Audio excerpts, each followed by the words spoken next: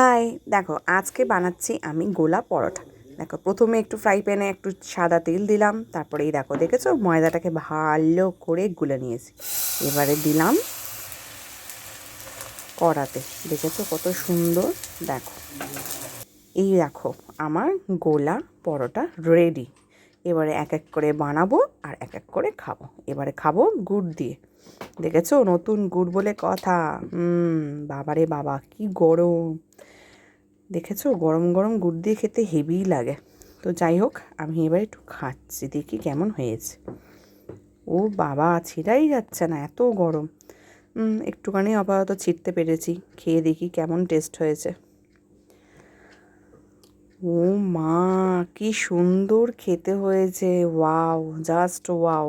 তোমরাও খাবে, দেখবে কত সুন্দর খেতে। ঠিক আছে।